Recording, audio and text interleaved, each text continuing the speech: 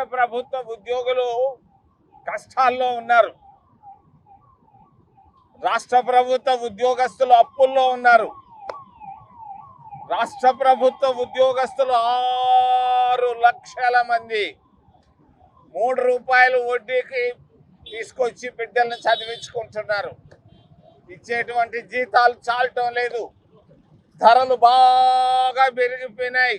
గత 8 సంవత్సరాల్లో 5 సంవత్సరాలకు ఒక్కసారి పిఆర్సీ వేయాలి, పే రివిజన్ కమిషన్.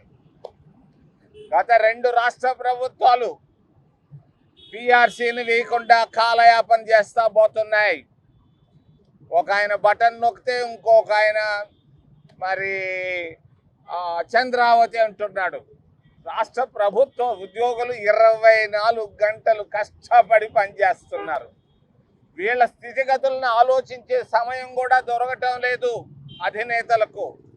నేను మా కాంగ్రెస్ పార్టీ తరఫున తెలియజేస్తున్నాను, ఖచ్చితంగా పిఆర్సీని రేపు రాబోయేటువంటి కేబినెట్ సమావేశంలో వెంటనే ప్రకటించాలని నేను డిమాండ్ చేస్తున్నాను చంద్రబాబు నాయుడు గారిని.